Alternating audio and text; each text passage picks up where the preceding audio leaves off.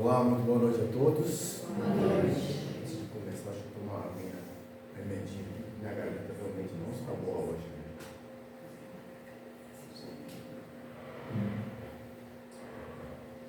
Vamos lá, mais uma vez. Boa noite a todos. Boa noite. Mais uma alegria por estar novamente nesta casa.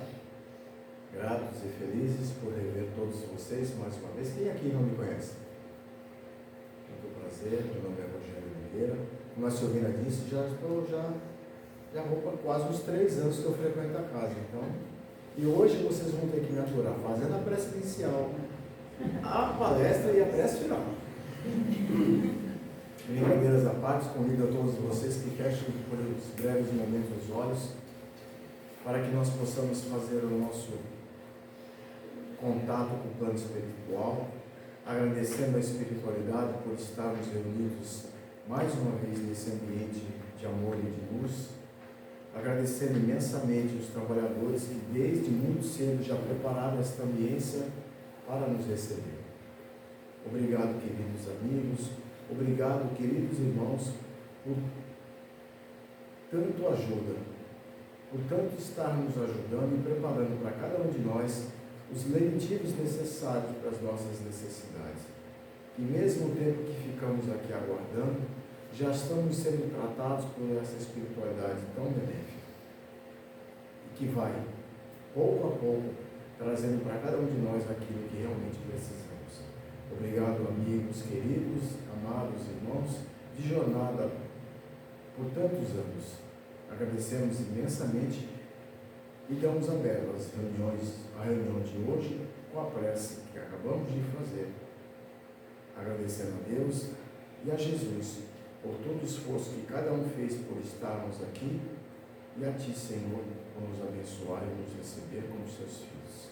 Que assim seja, graças a Deus, graças a Jesus. Bom, quem me conhece sabe que eu sempre ando com um livrinho embaixo do braço, né?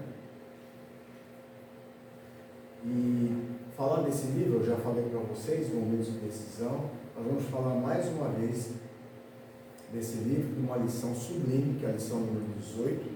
Como estivemos aqui da última vez, falamos na ocasião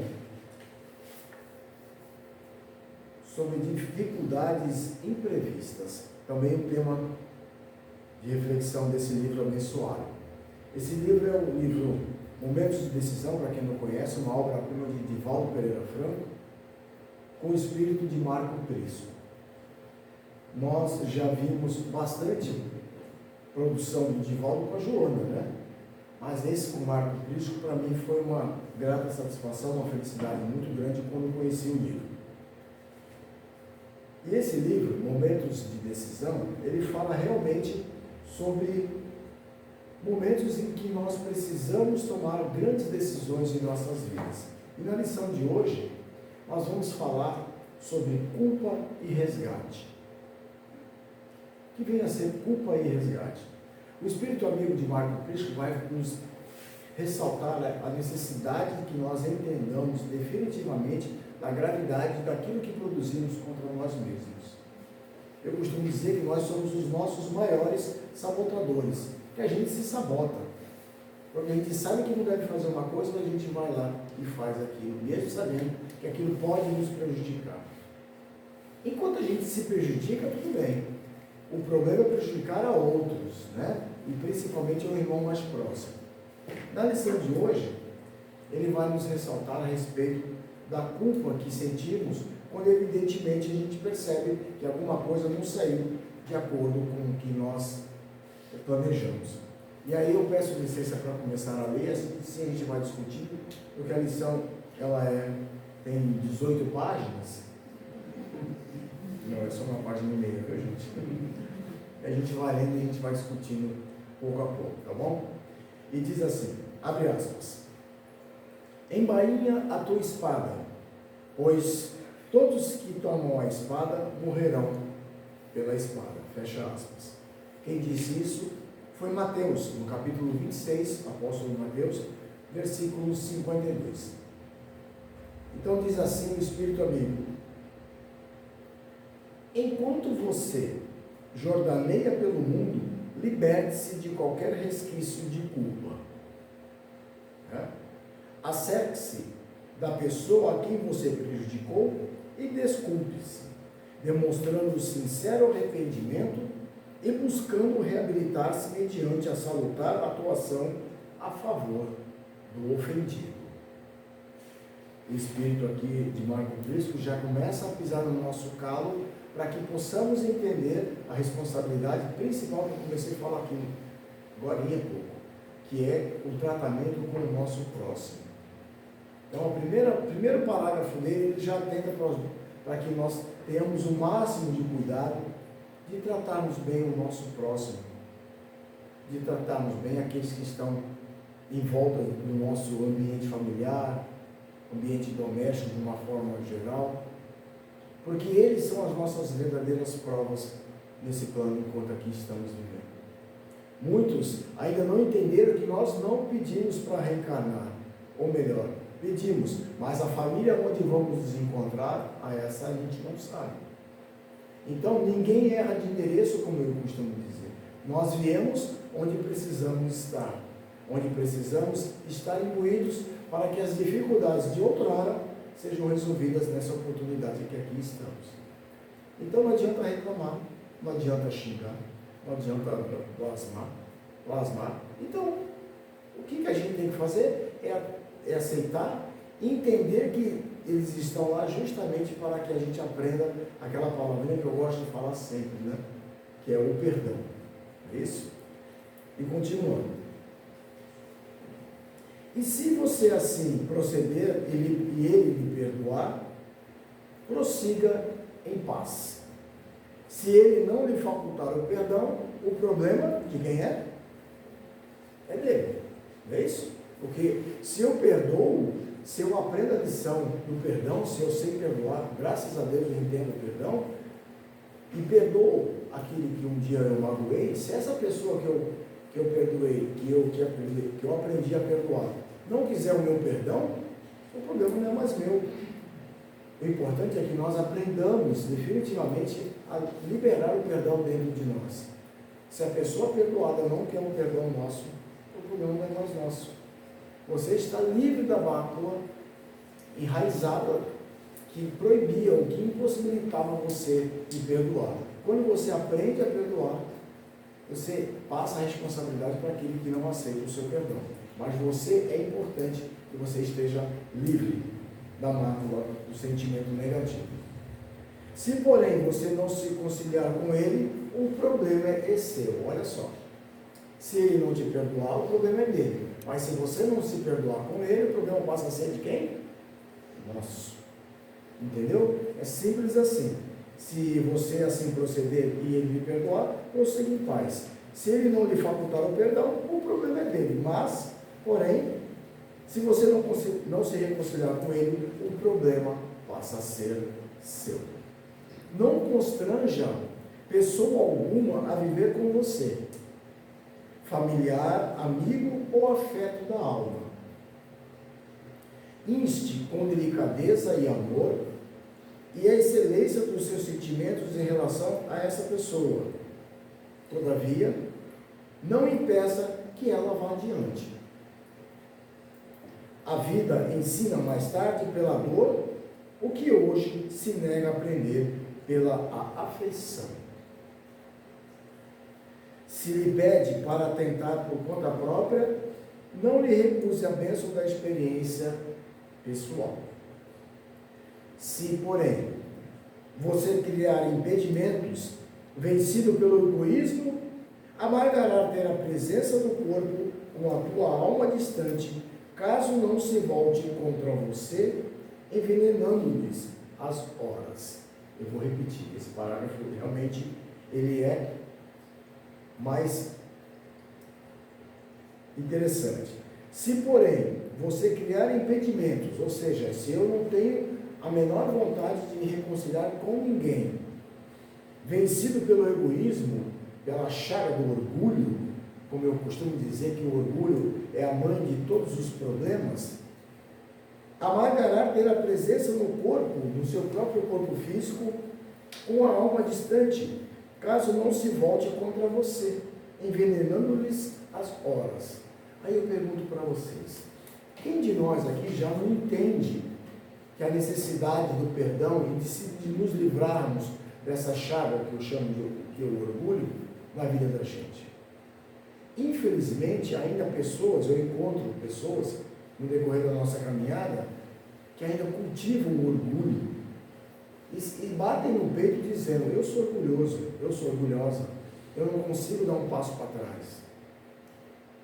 Meus irmãos, as pessoas que cultivam o orgulho dentro como se fosse uma planta, nada mais é do que uma erva daninha que está sendo cultivada dentro de cada um, como se estivesse criando alguma coisa boa, ledo engano. O orgulho, na verdade, ele só acarreta para nós problemas. Como eu falei, o orgulho é a mãe de todos os sentimentos mais ruins que podemos criar, que podem existir dentro de uma sociedade, como a raiva, o rancor, a tristeza, tudo é derivado do orgulho. Então, qual é a vantagem que temos de cultivarmos o orgulho dentro da gente e de nos vangloriarmos para as pessoas dizendo que eu sou orgulhoso?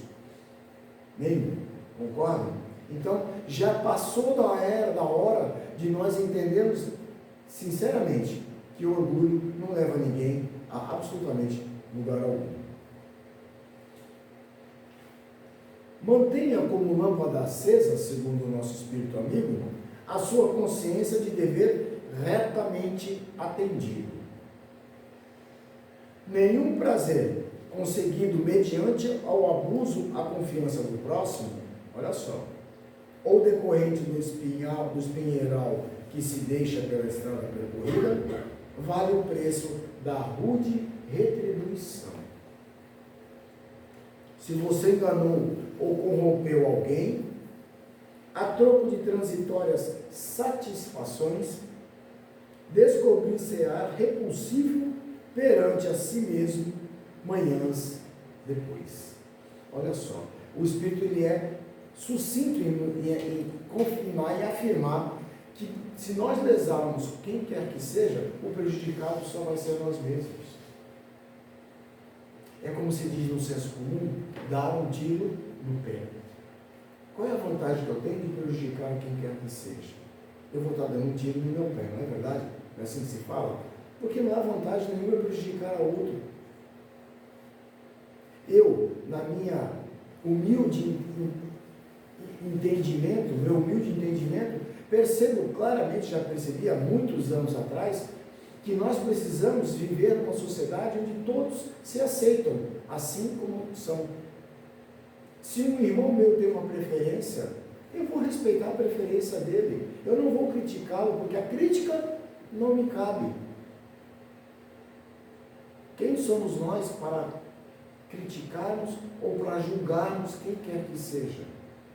Para isso, existe um plano superior a nós, cabível de inteligência mais do que suficiente para que faça os julgamentos necessários quando aqui nós fizermos, quando aqui nós saímos, não nós jamais. Mas quem nunca tirou uma pedra, né? Quem nunca, na verdade, nunca julgou, quem nunca criticou, quem nunca apontou o dedo, que atire uma primeira pedra. Todos nós, infelizmente, fazemos isso. E eu não sou diferente de vocês. Mas vigio o tempo todo, para que justamente eu não caia nessa armadilha. Porque não me cabe julgar ninguém ou criticar quem quer que seja. Não é essa a minha tarefa, enquanto aqui estou encarnando. Aproveitando de uma encarnação sublime e única para todos nós. Encarnação essa que fará com que nós nos melhoremos por uma próxima, que está, eu espero que ainda muito longe. Não quero ter que começar de novo, né? Mas não agora. Espera um pouquinho. Acabei de descobrir, isso mesmo, que eu serei avô. Estou muito feliz. Então, que venha janeiro para eu começar a curtir meu neto. Então, espero que seja a minha partida, me demore muito, que eu preciso muito curtir meu netinho que está chegando. Por que eu estou falando isso? Porque a vida é muito boa quando a gente aprende a vivê-la, quando a gente tem sentimentos puros, sentimentos nobres para o nosso próximo, como a gente gosta de tratar a todos muito bem, sempre com um sorriso largo, brincando, abraçando, se preocupando com aquele ou com o outro, porque esse é o nosso papel de reconciliação, de amizade, de carinho com todos, e deve ser com todos vocês. Dificuldades? Entraves? Quem não os tem? Eu também tenho, todo mundo tem, mas nós já sabemos já aprendemos a ser resilientes, que é o que Jesus nos pede no seu Evangelho. A resiliência com os problemas é um salto de qualidade para os nossos espíritos encarnados. Em outras palavras, saber entender o sofrimento tem uma conotação diferente. Agora, se ao passo da minha dificuldade eu começo a reclamar, xingar, criar um miasma de negatividade por causa do problema, eu vou trazer o que para mim? Só mais problemas. Não é verdade? Quando eu entendo o meu problema e por que eu estou passando por isso, é totalmente diferente. Não simplesmente pegar o problema e passar para baixo do tapete. Não é esse o nosso papel. Como espíritas, entendedores já da lei de causa e efeito, da lei de ação e atração, de todas as leis que regem o nosso universo, nós já precisamos, já passamos no tempo de entender que o maior benefício que fazemos para nós é para nós mesmos, é para dentro de nós, é para começarmos com a gente. Quando eu falo de perdão, quando eu falo de aprender a perdoar, é imprescindível que aprendamos primeiro a perdoar quem? A nós mesmos. Se eu não aprender a me perdoar como sou, reconhecendo os meus defeitos e aquilo que eu preciso lapidar na minha existência, como é que eu vou aprender a perdoar a outra? Então, antes de querer perdoar alguém, perdoe-se a si mesmo. Trabalhe aquilo que você saiba que precisa de ajuste, porque todos nós precisamos de ajuste. Todos nós temos uma lacuna em aberto que precisa ser tratada. Todos nós precisamos estar equilibrados para que um dia possamos aprender a perdoar ao outro, como eu disse. E continuando. Se você descobriu na confiança, se você desconsiderou a confiança com que o honraram, mesmo que outros o ignorem, você sabe do erro cometido. O importante não é o que o próximo conheça o seu gravame, mas que você saiba do agravo cometido. Isso é importante. Quando nós refletirmos, sabe aquela hora que a gente põe a cabeça no travesseiro e que passa um filme na nossa cabeça, e que naquele momento a gente percebe que alguma coisa aconteceu de errado, que o que eu fiz não estava muito certo, é a hora exata de você reconhecer, pedir desculpas e se reconciliar com quem quer que você tenha praticado qualquer tipo de malefício.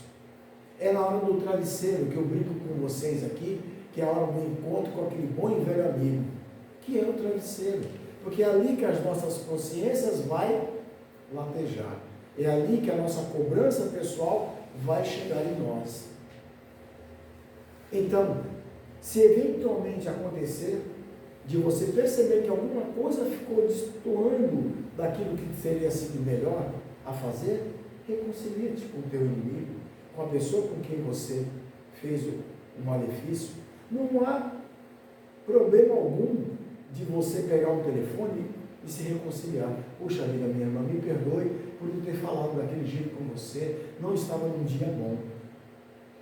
Porque afinal de contas, todos nós temos um dia que não é tão bom quanto o outro, não é verdade? Todos nós um dia acordamos, como a gente fala no senso comum, de ovo virado, né? Fala, né? Quem nunca aconteceu isso? Até comigo, que não acordo de mau humor, de vez em quando eu acordo chutando papagaio, periquito lá em casa, então, e não os tenho. Mas é força de expressão. Mas para que isso a gente entenda que nenhum dia é igual ao outro. Se não é com a gente, os nossos irmãos podem também estar passando pela mesma situação. De repente você encontra a pessoa e a pessoa não te dá o bom dia que você esperava. E você vai dizer o quê? Ciência. Amanhã é outro dia, a pessoa vai passar por você e ela vai te cumprimentar. Nós precisamos parar com essa mania de julgar os outros, de achar que os outros precisam fazer aquilo que nós queremos que eles façam. Cada um é diferente do outro. Todos nós temos tarefas independentes. Nossas tarefas, cada um tem a sua. E isso faz com que nós, enquanto estamos aqui nessa jornada diária de trabalhadores da Seara do Cristo, porque ainda não somos espíritas, eu reafirmo isso, nós somos ainda estudiosos, tentando entender uma doutrina que estamos ainda muito longe de chegarmos a ter um conhecimento concreto. Porque nós somos falhos. Aí eu pergunto para vocês, Chico Xavier errava? Tinha algum tipo de erro? Qual era o erro do Chico? Chico tinha erros? Não entendi. Tinha erros, queria ajudar a todos. Chico tinha defeitos, como todos nós. Chico tinha defeitos. E sabe só um que eu vou falar para vocês? Era o da peruquinha. Sabe aquela vaidadezinha que ele tinha de arrumar? Isso é um defeito, vaidade é um defeito. E o Chico tinha defeito. Se o Chico tinha defeito, por que nós não podemos ter? Só que nós precisamos corrigir. A vaidade do Chico de acertar a peruquinha dele de um lado para o outro e falava, não comente nada. Né? Que está no filme, não é isso? E ele ajeitando assim e tal, bonitinho, sem comentários. Ele dizia para a atriz que fez a irmã, esqueci o nome daquela senhora que viveu com ele durante muitos anos, cuidando dele. E se ele tinha, por que eu não posso ter? Eu tenho também, mas eu preciso tratar de corrigi-los. Chico só tinha esse defeito, de cuidar muito bem da peruquinha, sabe, daquele jeitinho que ele ficava, que ele olhava assim, parece que eu estou vendo um filme e ele ajeitando assim a peruquinha. E ele era muito querido, e era quem era, e foi quem foi. Foi o Chico Xavier, o maior exemplo de um ser humano encarnado que eu tive o prazer de conhecer. E nós estamos muito longe de, pelo menos, parecermos com a sombra do Chico. Mas nós estamos a caminho de entender a necessidade que temos que ter dessa mudança, que ela é eminente para todos nós. Precisamos sim praticar a mudança do amor próprio, a mudança de entender que eu preciso me melhorar, que eu preciso me corrigir. Para que eu possa atingir alguém com o meu benefício, eu preciso ser o maior beneficiário de mim mesmo. Tudo bem? Continuando. A imprudência que você assume em qualquer situação engendra um processo de causa e efeito que passa a gravitar em torno de você. Olha só. As leis, as ordens, a disciplina são processos educativos que devem ser respeitados. Olha aí, a disciplina, as leis que eu me referi a respeito de cada um de nós que precisamos alinhar as nossas vidas com a melhor interior. Não creia que, abre aspas, só acontece o que deve acontecer. Fecha aspas. Sabe por quê? Não vai acontecer só o que a gente acha que vai acontecer realmente. Porque o mundo está aí de surpresas o tempo todo. Aconteceu porque tem que acontecer, mas pense numa segunda opção. Poderia ter sido evitado, poderia ter sido feito de uma outra forma. Todos nós aqui já entendemos a doutrina e já passamos do tempo de entender que a gente precisa se colocar no lugar do próximo. Precisamos entender que a história não tem só um lado, ela tem 3 lados, não é isso? É o meu, o seu e o lado verdadeiro. Não é isso? São 3 lados da história, não é só o meu. Não. Tem o do outro lado e tem o verdadeiro lado. Então, passamos da hora de modificarmos as nossas ações para que tenhamos benefício mais rápido. A sua conduta alerta para melhor ou para pior o seu esquema evolutivo. Olha só. Conforme a direção que você o conceda. Está vendo? A sua conduta alerta para melhor ou para pior o seu esquema evolutivo, conforme a direção que vocês aconselham. Diante dos que passam aureolados pela glória aparente, e isso aí não são poucos, né? Ou desfilam no carro do poder transitório, ou demonstram fluir da vida ao máximo, não se deixe ralar pela inveja ou anele estar no lugar deles, ou seja, ou não queira estar no lugar deles. Muitos convertem os tesouros da harmonia e os bens do espiritismo em tormentos inconcebíveis, a fim de que se banquetearem no topo da montanha da ilusão, da onde caem, não raro, fragosamente. Se alguém adquiriu fortuna e triunfo, lesando os seus irmãos, ele está enfermo. Então, como eu falei no início, se você lesar de qualquer forma, quem quer que seja, o problema vai ser todo seu. Eu posso lesar quem eu bem entender e a responsabilidade será inteiramente minha. Mas para isso, eu preciso refletir realmente no que foi feito e entender que eu não posso sair por aí agredindo, eu não posso sair defamando, eu não posso sair por aí criticando, eu não posso fazer isso. A responsabilidade, meus irmãos, ela é toda nossa, é toda daquele que provém o verbo da agressão, daquele que fala com rispidez, com agressividade. A responsabilidade é toda nossa. Tudo aquilo que nós falamos se volta contra nós. Uma vez que a palavra falada, ela não volta mais. Não é isso? Se nós falamos e temos por hábito a língua venenosa, refletemos a respeito do que nós fazemos contra nós mesmos. Temos o hábito de ter uma língua afiada, como se falam por aí, de ter aquele veneninho sempre no canto da boca, falando assim ou de outro jeito. Isso é um tiro no pé, como eu falei no início. É uma responsabilidade que nós vamos, a partir do tempo em que esse ato vai ser repetido, angariando e somando débitos para serem reajustados. Ninguém vai levar nessa vida absolutamente nada.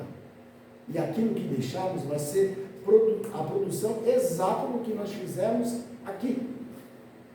E temos o prazer de ter aquela palavra venenosa contra quem quer que seja, não nos levará absolutamente lugar algum. O malefício que fazemos, ele é para nós mesmos. Se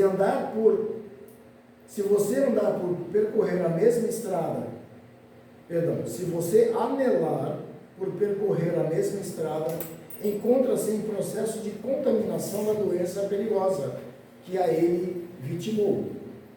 Não há outra alternativa, queridos, senão a da honrabilidade evangélica. Isso é para todos. Vou repetir. Não há outra alternativa senão a honrabilidade evangélica para todos nós. Nós lemos evangelhos e entendemos o evangelho, sabemos que o evangelho é para nós. E o que nós fazemos? Nós colocamos o evangelho em prática ou simplesmente lemos, guardamos e para a próxima semana eu vou abrir novamente para fazer o evangelho no lar, mas não assimilamos absolutamente nada do que aquilo que está lá escrito. Atentemos para esse detalhe. Muitos de nós ainda abrem o evangelho em casa para fazer, mas não leva aquilo que leu. Não entende, não associam aquela necessidade do evangelho em nossas próprias vidas. Muito bem acentuou Jesus, advertindo a Pedro, 2 pontos. Embainha a tua espada, pois todos os que tomam a espada morrerão pela espada. Fecha aspas. E por extensão, deixou o ensino de que as ações incorretas de todos nós não sustentam os ideais nem as aspirações certas. Vou ler novamente. E por extensão, deixou o ensino de que as ações incorretas, ou seja, as ações que nós sabemos que não cometemos, certamente, não sustentam os ideais nem as aspirações corretas. Isso é para ficar na consciência mesmo. Nenhuma violência sobrevive sem criar reações violentas. Ou seja, se eu produzo o bem, eu vou atrair para mim o bem. Mas se eu não produzir o bem, o que eu vou receber em troca? Aquilo que eu produzi. Se eu fiz malefícios, eu vou receber isso de volta para mim. Se eu tive necessidade de agressão, se eu precisei agredir, eu vou receber o que de volta? É uma linha de dois, um vai, outro vem. Não tem diferença. Se eu produzir o bem, eu vou receber o bem de volta. Isso é fato. Mas se eu não produzir, se eu não for uma pessoa boa, e só destilar o veneno no canto da minha boca, aquela língua felina que eu comentei, o que eu vou receber de volta? Os mesmos comentários, os mesmos sentimentos negativos que eu disparo para as pessoas. Vai receber o que de volta? Exatamente esses mesmos sentimentos. Para finalizar, os meios escusos não se fazem dignos por objetos nobres fins. Perdão. Os meios escusos não se fazem dignos porque objetivem nobres fins. Não se faculte culpa de qualquer natureza, a fim de que progrida feliz, seus acúlios, ou seja, o que é acúlios? Pontas afiadas da aflição desnecessária. Marco Prisco. Meus queridos, essa lição eu achei bem interessante para a gente finalizar, porque ela é um puxão de orelha para cada um de nós. E eu gosto de lições assim que façam com que a gente reflita a respeito. Esses puxões de orelha que a gente recebe de livros maravilhosos como esse, e todas as obras que nós temos disponíveis nas bibliotecas, principalmente as de Emmanuel, que eu gosto muito, são para que nós nos modifiquemos, o nosso padrão se melhore. Nós ainda estamos derrapando na mesma esteira da vida, cometendo alguns velhos hábitos que trazemos antigamente.